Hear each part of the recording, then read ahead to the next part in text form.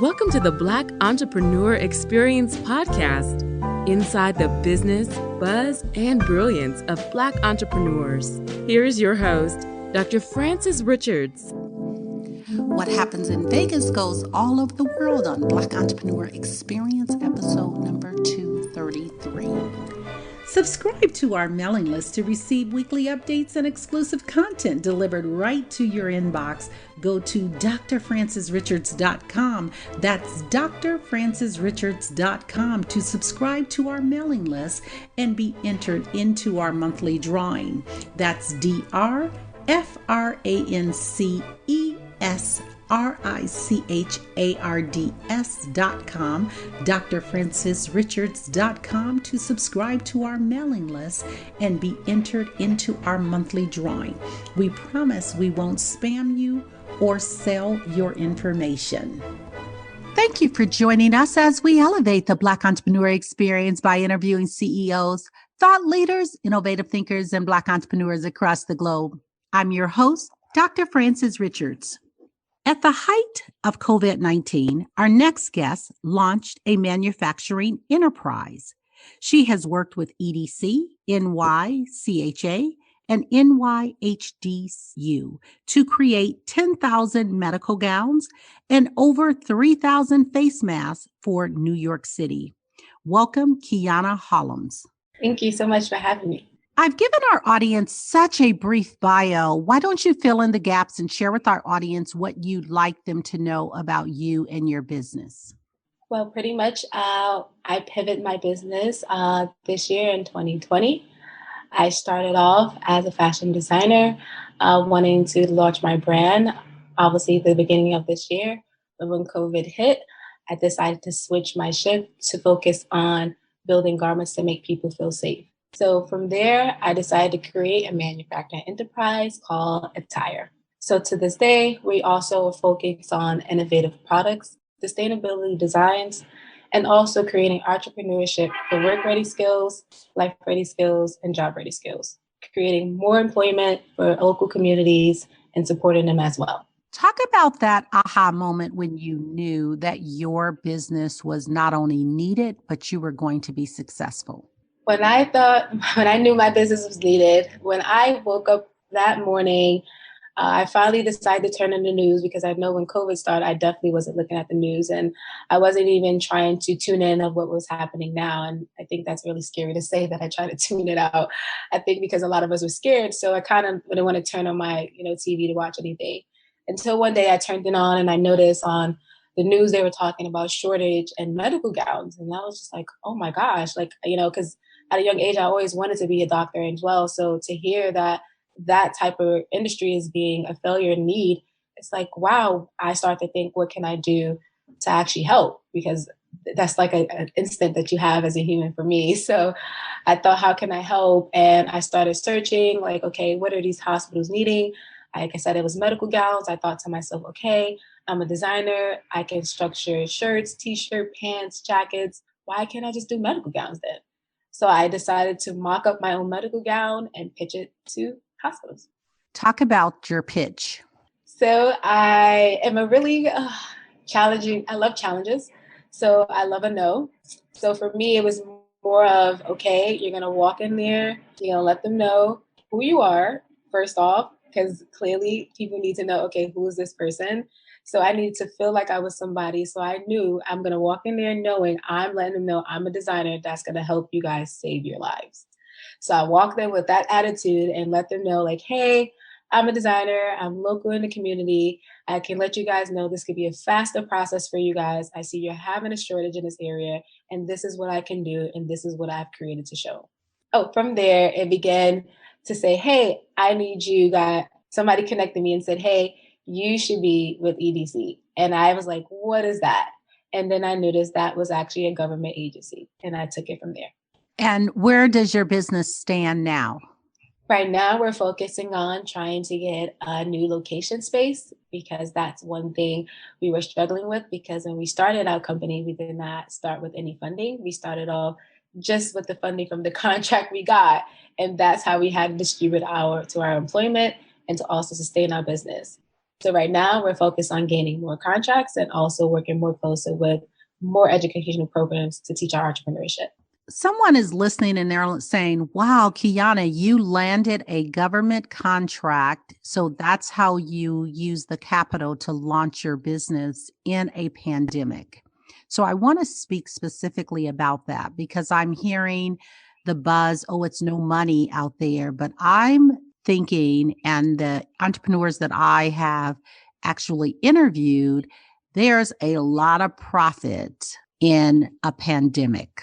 Well, yes, I definitely can say that I've seen the numbers changing from now the need when it comes to manufacturing, especially again before I noticed such a person like myself, how it's not even being pitched to actually people that wanted loans or in that nature. Because even now, after if I wanted to apply, some people are looking like a manufacturing company. What? So some people that even give you loans are listening to my business plan as far as an openness manufacturing enterprise and what I want to do with it. And they're like, wait, this is something new. And now they're understanding. I feel like they're being more open about it because, again, we're in a pandemic and we're noticing change we have to be comfortable with now. So now I'm noticing there are being new ideas being open out there. So now people are saying, okay, let's dig deep in our pockets for different versus saying what we're used to.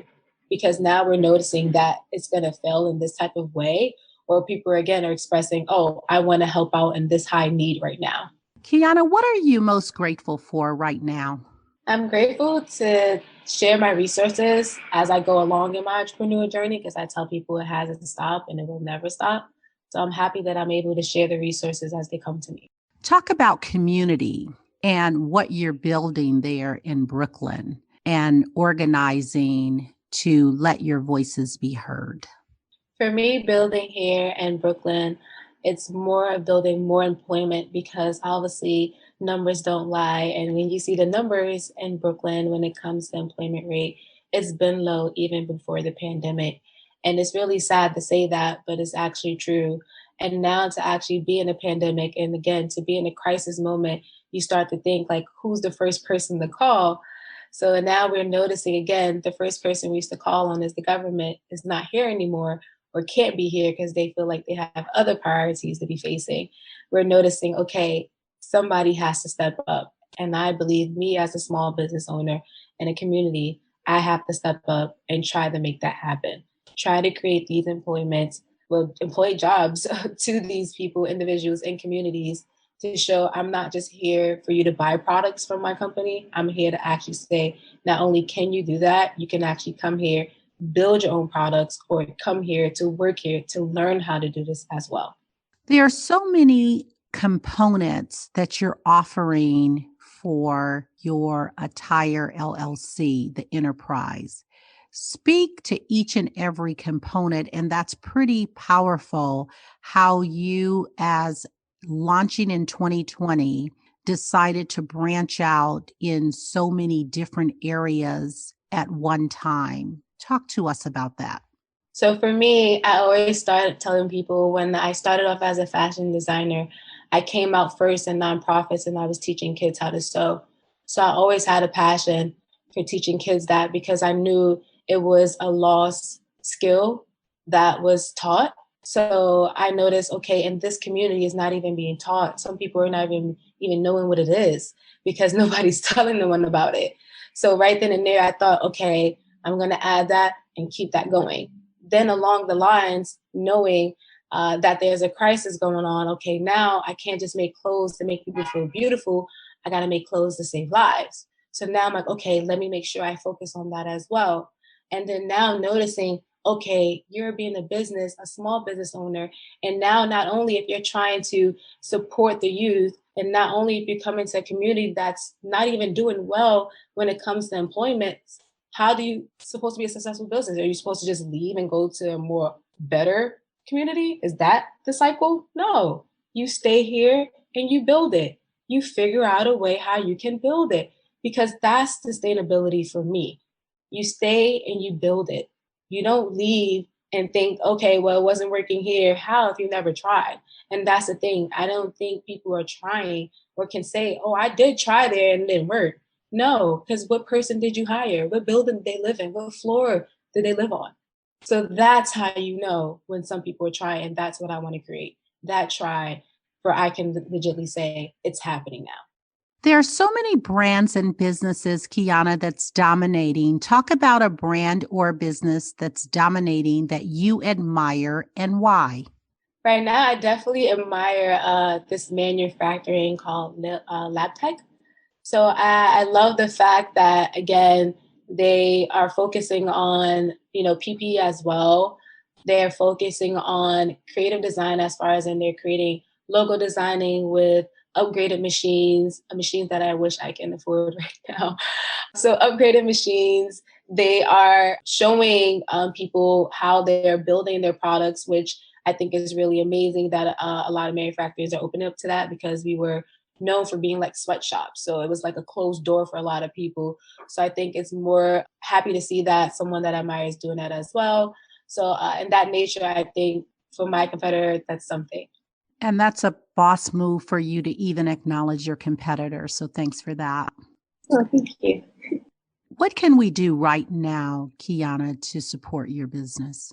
Well, right now, I would definitely let people know, the support that would help is, again, if we can reach that government whenever they're ready to answer, I guess make sure that your voice is being heard. The more people that express it, the more I guess they'll get tired of hearing and then finally probably open up.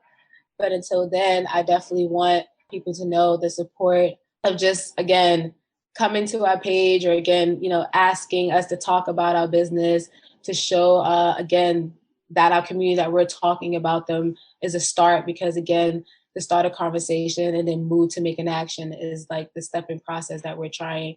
So again, just to put that awareness out there, our awareness out there about our business and what we're here to do. Again, we're not a manufacturing company, we're a manufacturing enterprise. So I just want that to be known because, again, as I tell people, it's okay to collaborate your hobby, as people will call, created to a business and keep your passion going as well. So that's why I have these 3 streams of revenue, as people will call it, under my business, but I call it 3 streams of capacity of holding that composure of life as feeling why you're doing this. And that's when I noticed I can do this. So that's why I'm doing all these things under ETIER LLC. Talk about your why. My why, as I expressed to people, I've been getting so many words that have been told to me before starting my business, like, all the no's or being around people that don't believe in you and that nature. And then I had to stop and ask myself, why would I do this? It's not saying, oh, I just want to be a boss and work for myself. I start to say, what can I really wake up again and have a passion for it to the point if I can't sleep, I know I felt good that I couldn't sleep and I could wake up and say, you know what, I'm gonna do this again. And my why became, again, I want to give back to the youth because myself as a youthful person, it was really hard to express the skills that I did have. Like I said, as a seamstress, I learned from my grandmother. She taught me how to hand sew. And in my generation, nobody was sewing at all. So I hit it. And I wish I could have bloomed so younger. And I start to see like people are not encouraging certain types of youth to say, it's who says you're too young to be a millionaire? So that's when I knew that's my passion. That's going to make me feel good every morning, waking up to know that at least I was able to give any advice or any type of assistance, any type of nature way to say, hey, you can do whatever skill you have, it can become a business. Change a hobby into a business. It's okay. It's not meant for everybody, but if it's meant for you, you can do it. Kiana, have a dialogue with a younger you. What advice would you give to a younger Kiana?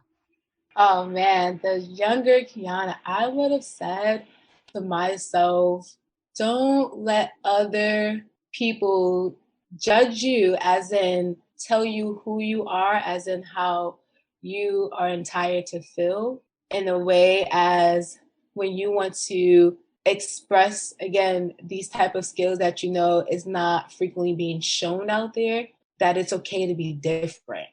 And I think that's what I would have told the younger me. It's okay to be different. It's okay to say, hey, I know I can't afford those shoes, but I can try to make those shoes. You know, I can be satisfied with knowing I didn't have the financial support at that time. I could have been still using my creative mind to keep that financial wealth in better than me, to know like I will always have something to keep financial wealth. And that's what I would have told the younger me. You have something to build it, which was my creative skill. And that's what I would have kind of, stepping stone on that. And I feel like I would have probably and took it more serious when I was younger and probably been where I would have known by now. But, I'm here.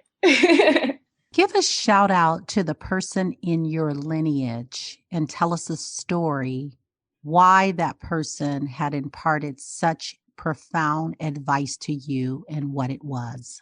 Wow. Oh, wow. Can I just say I want to thank all the people that told me no. Is that weird to say? I think for me, I want to tell, not even no, like in a hateful way, like they told me, no, get out of here, you're nasty. Like, but in a no, like maybe they weren't thinking how I was thinking, or maybe I was being too overboard with my creativity to them and they didn't know how to handle that type of creative person at the time. Or my idea was too soon to launch at that time and they probably didn't see it the way I seen it. So I definitely want to appreciate those that challenged me in this journey that I'm still on, because if it wasn't for those challenges, I don't think I would even challenge myself to say, oh, okay, this is okay to be comfortable being uncomfortable. Okay, I know how to walk out of a room and say, okay, they told me no, I'm gonna find another way though. I had to really first face that fear of being told no in that way, to take it and to say, take it and do something better with it. And I think that's something I definitely would want to thank them for. Thank you. Talk about your top 2 influencers and what lessons did they teach you?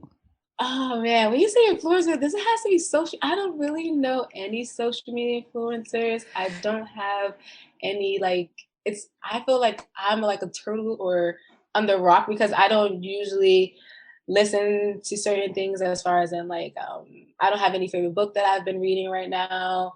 I haven't, when I started my entrepreneur journey, I was legitly tunnel vision. I just attended just random webinars and just went inside and took notes and left, didn't remember as much. So I don't know how to express influence. I feel like, again, the influence was knowing the crisis that we were in. I knew also I wasn't going to have a job. So that was another influence for me. I knew I was going to lose a job that I was having in July of 2020. So that definitely influenced me to say, okay, what's the worst that can happen? Because at the time, I think everybody was applying for unemployment. So that was the thing. Everybody's, back ending as far as apply for unemployment if you're not going to strive in 2020. So I think it influenced me to be more of a risk taker at this point, to say, okay, this is a crisis moment. This is a time for you to show out and show up and just say, hey, you're always going to have, jobs is always here.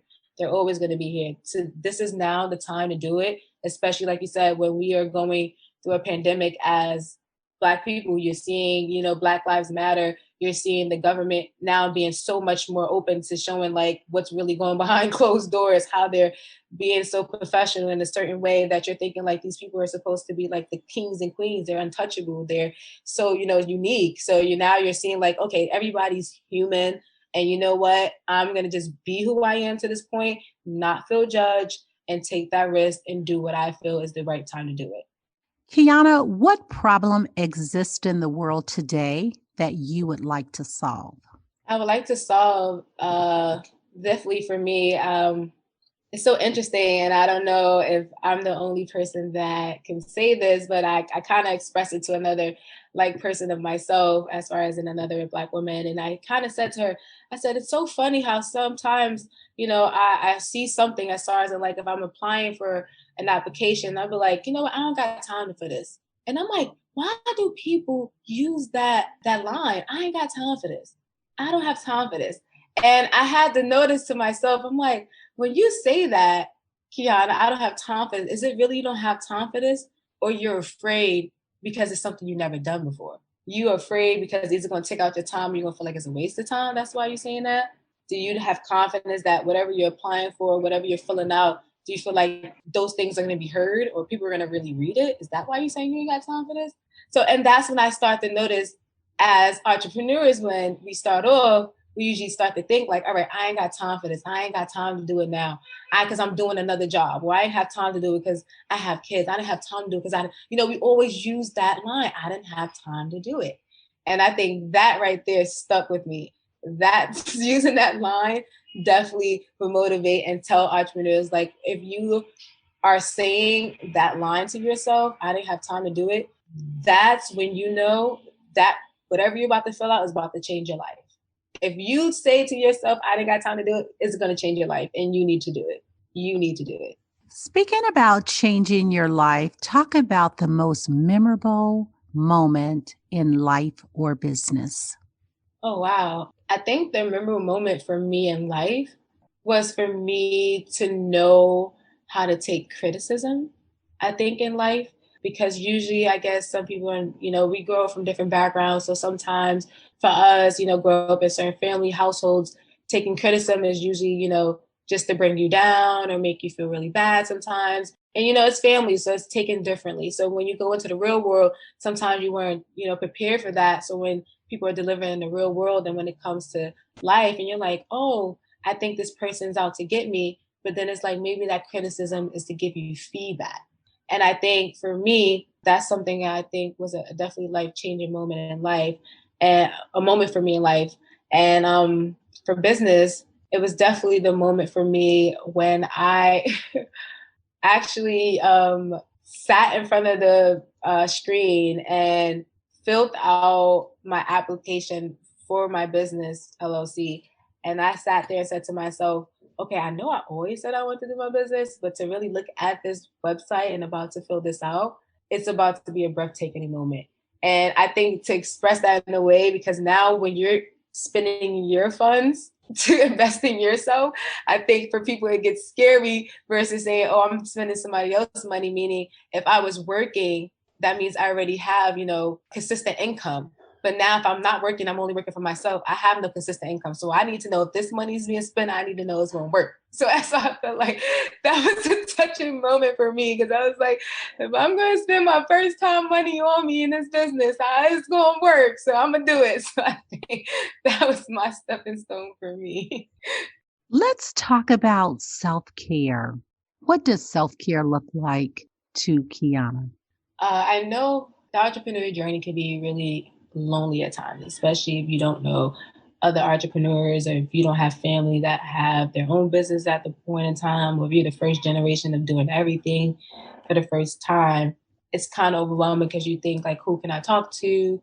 Who do I go to without them making me feel like I have to pay them or make me feel like they want something out of it? And I think for me, it's more of expressing, how can you say, how you feel in a way. And I tell people, for me, I have to legitly, I don't know if it's weird to say, but I surround myself around my cousins, my younger cousins in that nature, to really build back up my self-awareness. Because I notice when I'm around my younger cousins that's young and they're in this new generation, and being around them and asking them if you're a good person, oh, trust me, they'll tell you if you're a good person. And I think for me to be around, my cousins, either other young kids, and them just meeting me, or me just meeting people such as the kids in my class, my GED class, and teaching them, and some of them reaching out to me and just want to talk. And I'm like, oh, I never opened that platform. I never say, hey, come to me and talk about personal, but I opened the platform to say, you guys can reach out if you need anything. So it's more of, I came off to say I had that open space. So I think that also gives me my motivation to keep me going while I'm in my business now as well. Surrounding yourself around those that really see you for who you're trying to be an entrepreneur. Like you said, we have a mission. And, when you're pitching to donors and these people, you want them to know who you are so that you give them a mission. So that's how I feel for me. My mission is to make these people happy. That's coming to me and letting me know they need my assistance. And I think that's what's motivating me to know I have a purpose when people are letting me know, which I didn't even know I had a purpose in a part of their life sometimes. So I'd be like, oh, you like that part of me? I didn't even know you needed that part of me. Okay, no problem. And with my cousins, like I said, they're younger, so they'll let you know, like, oh, I don't like the way you did that. Or my little cousin, she'll let me know, like, don't talk in that way. And it's like, oh, you guys don't like to be talked? Like, okay. Oh. So it's really interesting. And that's why I'm like, I love learning new things every day. And I think that's also inspiring to me as well. What is the best decision you made as a leader? My best decision is that I let others lead. I kind of thought all the time when I used to work I seen what it was like working for other businesses as far as corporations. And I seen like I used to work with managers and I'm like, okay, I'm doing my best, not to say I want to either be over them, but sometimes I'm doing my best to show them that I got their back. And sometimes in certain businesses, they don't get read like that because they have their own type of nature of how they want to be communicated to. And it's like, okay, I know you lead as a manager in this way, and I'm letting you know this is how I lead as your assistant manager. So we all have a leading position. But I feel like that sometimes the leaders forget that, hey, if I'm not leading in my position, how do you think you're going to get where you are? So that's when I had to know, oh, why nobody's teaching you how to lead while they're still a leader? Why couldn't you just say, hey, I want you to now learn how to do these type of documentations versus saying, hey, I just do that and you figure out that. And then now when you don't know that, you feel like you have to have someone to blame because you have no one there to help you, and you actually do. So that's where it's like you make those people afraid to help lead with you because you didn't give them either that space, or again, people start to take it like you're stepping on their toes to be better than them because you know something probably they don't know. And it's like, but I'm here to help you. So you should take it as a giving assistance, as like, let me lead you in this way, but I know you will always be the leader, but let me lead and assist you in that nature is something you don't know.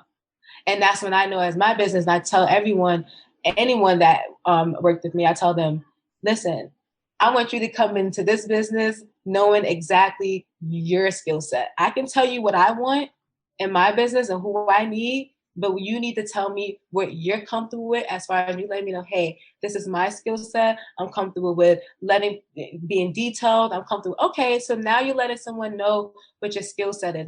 Now is your goal. And I tell people your goal doesn't have to be, or my goal is not to keep you here 25 years and give you extension plan. I'm sorry, what is this plan called?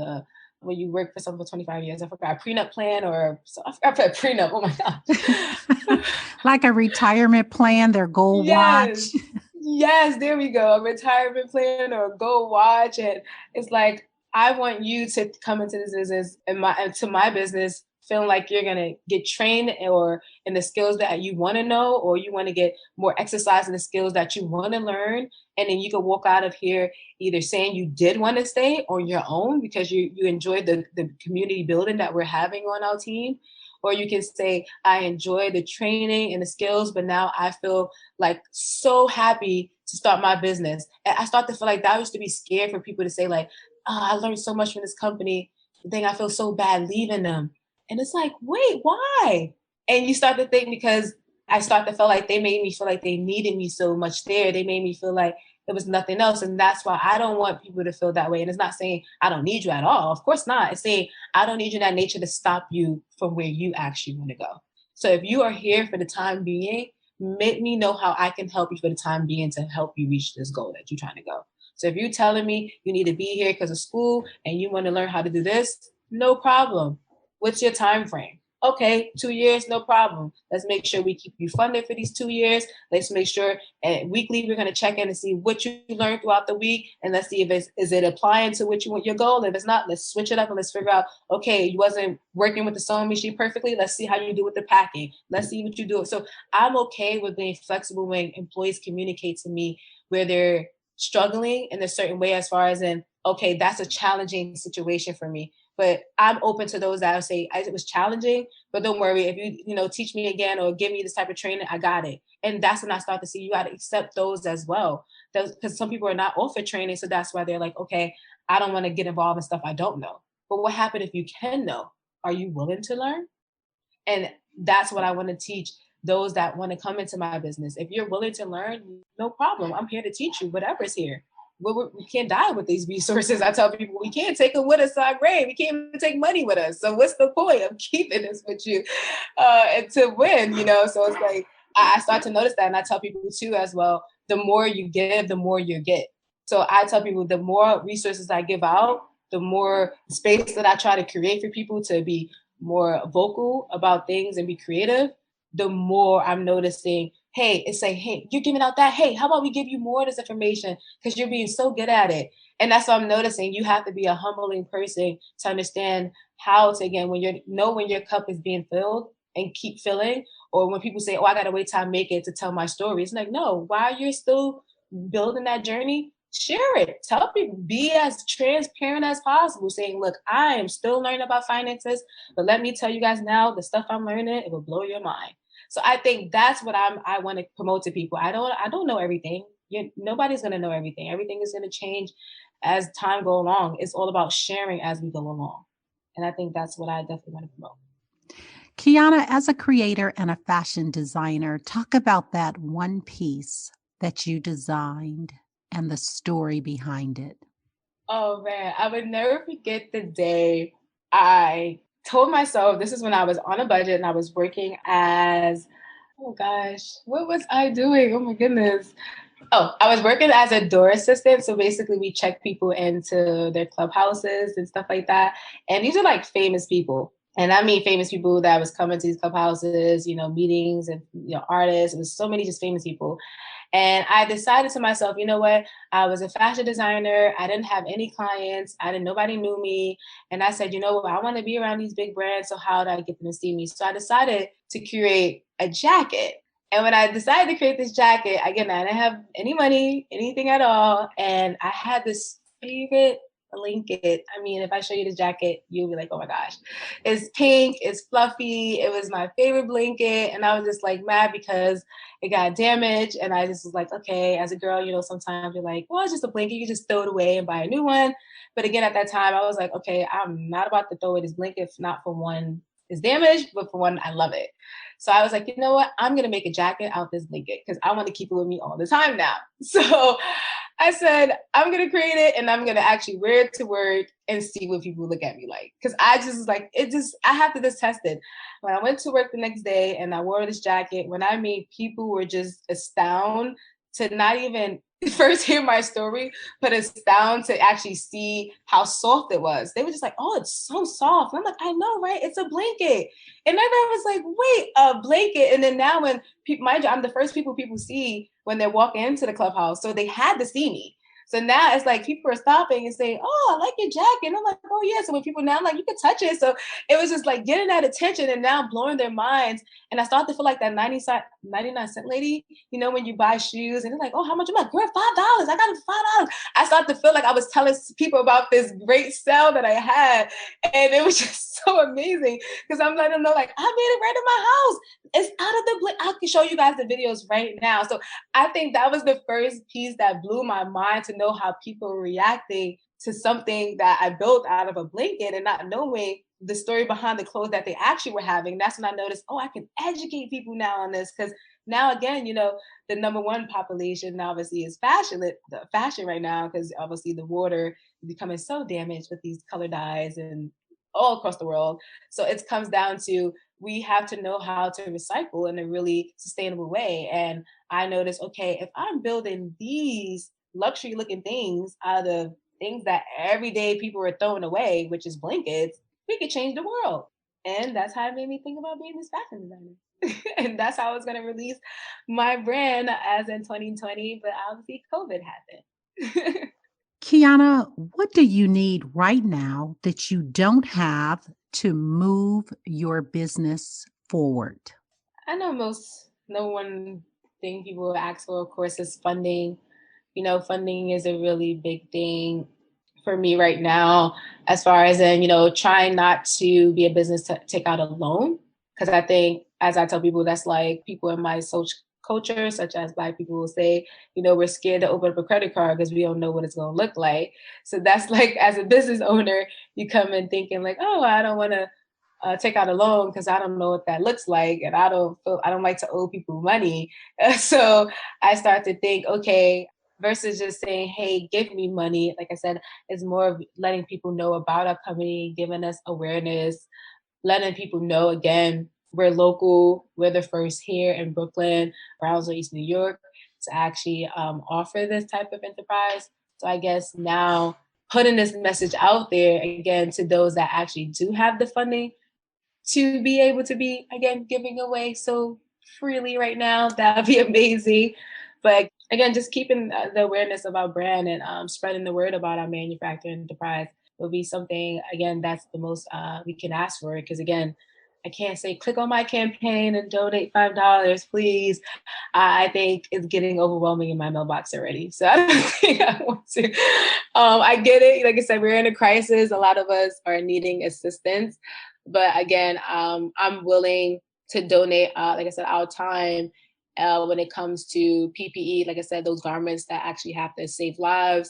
Where I'm definitely down to give out these free classes to these kids that we know are really being left out. Because I tell people, juvenile kids and foster care kids, they don't get this type of program nowhere near even offered to them.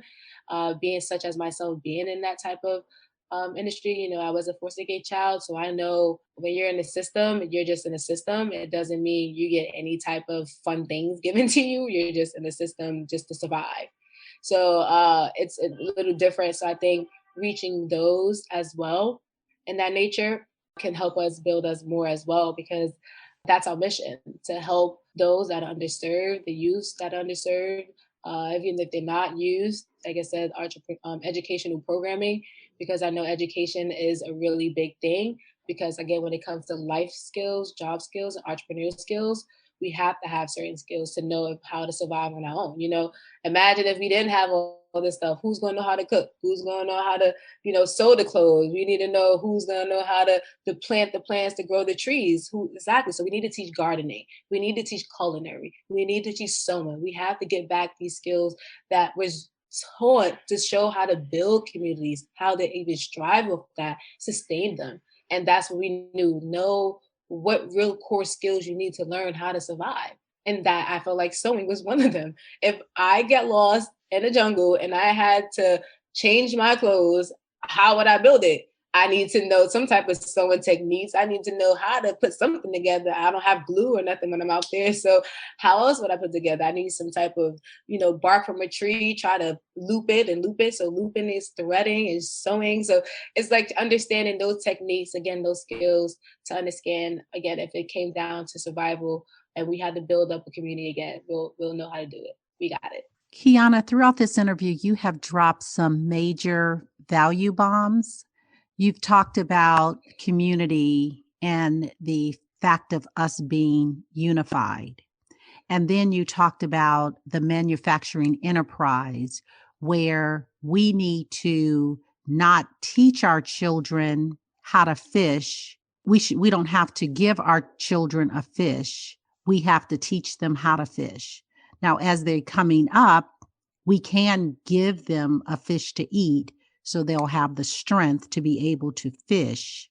But we want to be able to provide jobs. We want to be able to give back.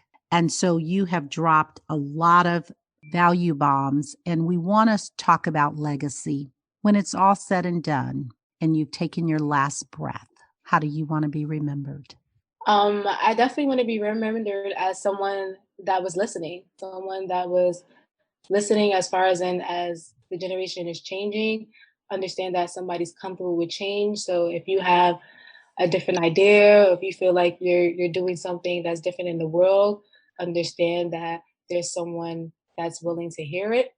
I feel like some people get afraid or can't relate because they start to feel like, either they never heard it before or they never experienced it before, so they can't really give you any advice.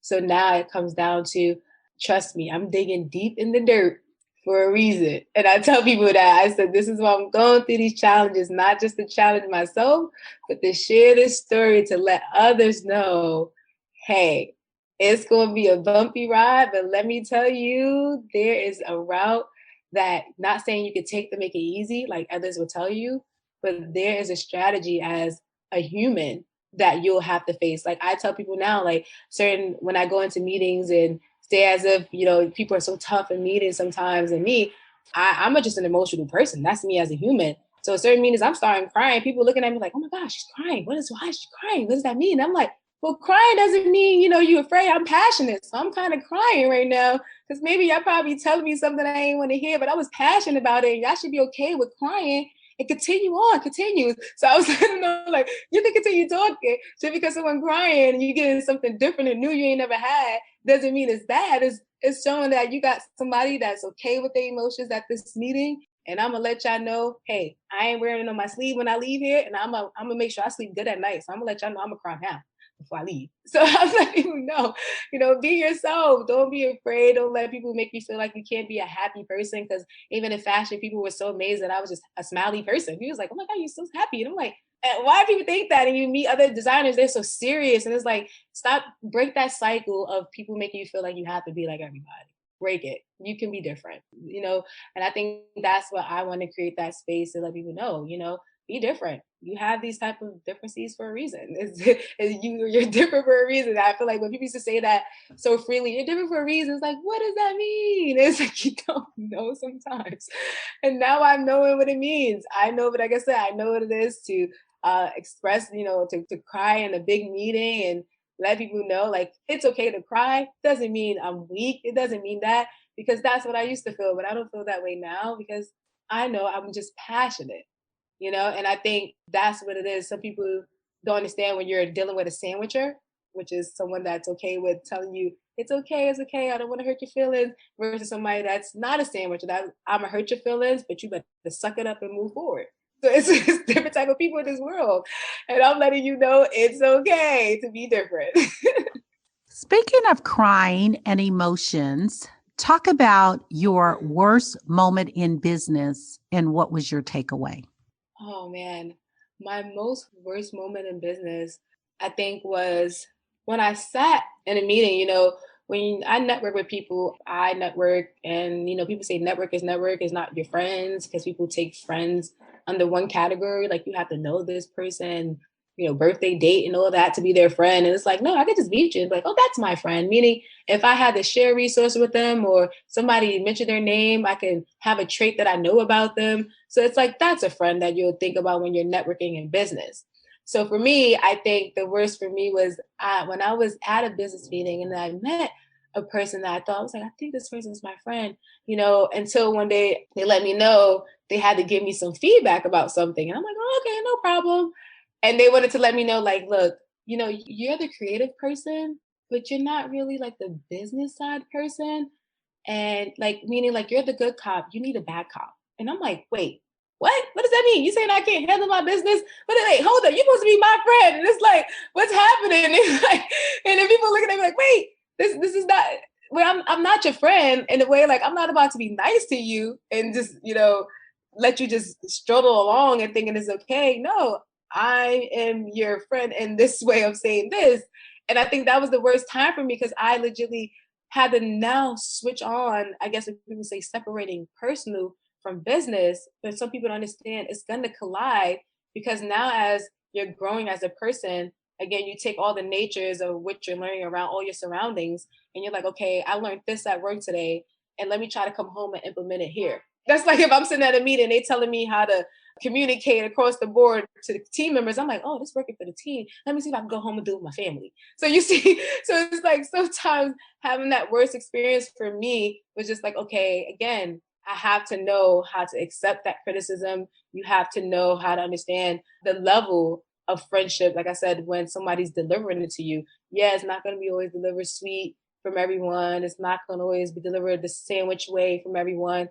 But you need to know, as an entrepreneur, mentally, you have to know it's okay. And I think for me, that's what I said. When I was crying, I had to know that this is okay. And it was the worst moment for me because, like I said, I thought they were my friend, and they are. It was just the worst moment for me to know that someone could deliver that type of strong message to me and be my friend. And I'm supposed to sit here and be like, well, thank you for giving me feedback in that way. I didn't ask, and you start to, try to think that way, but you're like, no, maybe this is meant for a reason. Take those bad things that are happening and take it as, okay, this was meant for a reason. Okay, it was meant for a reason, no problem. I'm just going to take it and try to move forward with this. And I think that was that worst time for me when I had to know how to take it and move forward from a friend that I thought was in my business, but the friend that is in my business. And now knowing how to get that feedback when it comes to someone trying to build you up as well. Kiana, we're going to switch roles right now. I want you to tell me a question you would have asked yourself. I want you to ask the question and answer it. I would ask myself, Kiana, how would you sustain this building for longevity? Because I hear so much of people telling me certain businesses fell at a certain time. People already let me know, of course, the industry that I'm in when it comes to manufacturing is not really as popular because nobody's really promoting loans to that type of companies. So it's more of me asking myself, how long do you feel as in nature that you can contain this business? And I feel for me, again, it's a life skill, a job skill, an entrepreneur skill. So you're always going to be a purpose somewhere.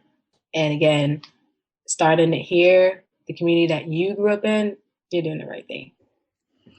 We've come to the part of our interview. It's called Fun Facts Lightning Round. I'm going to ask you a series of questions, and I'd like you to give me very quick answers. If there's something you desire not to answer, I want you to say pass. Kiana, are you ready for the Fun Facts Lightning Round? Oh, yeah, I'm ready. Your first job? Oh, Target. I worked at Target. You relax doing what? Ooh, I relax laying on the floor with my dog. The last movie you saw? Oh my God. It's a movie on Netflix called Don't F with Cats. And it's about people finding these people on the internet and they're very weird based off a picture. It's very mind-blowing. It's very mind-blowing. Your favorite singer or rapper? Oh, I love Brandy. I never forget when I first got my CD player and she had those songs with Monica. I was like, I love her. She's so sweet. Your favorite dance song? Oh my gosh. There's so many dance songs that, oh gosh. Oh, okay. I give a reggae song. It's a Burna Boy song.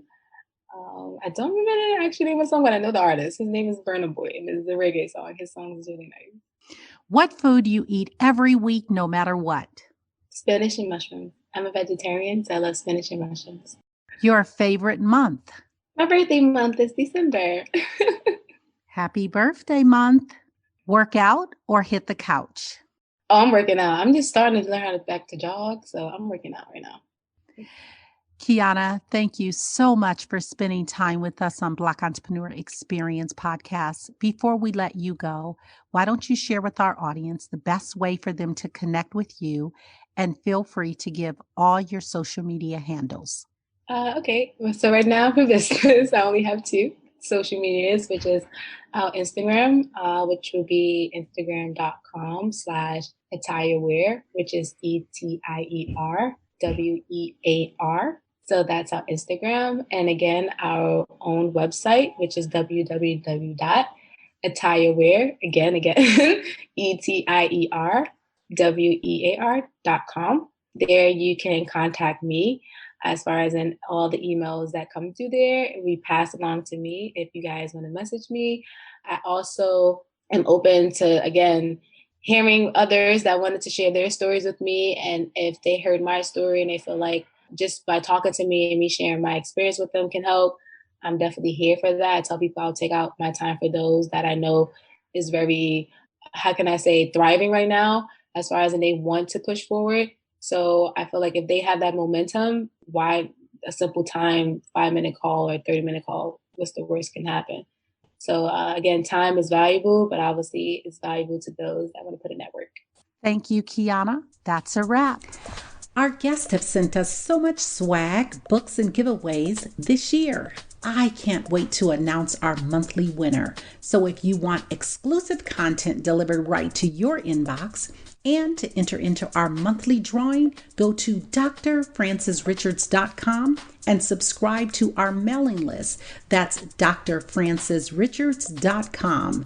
drfrancisrichards.com. That's drfrancisrichards.com, and subscribe to our mailing list. We promise we will not spam you or sell your information. Thank you for listening and subscribing to Black Entrepreneur Experience. We would love for you to leave a review and rating on iTunes and share with your friends. For show notes and more episodes, go to www.beepodcast.com. Join us next Wednesday, and remember, green is the new black. So keep your bank accounts and your business in the black.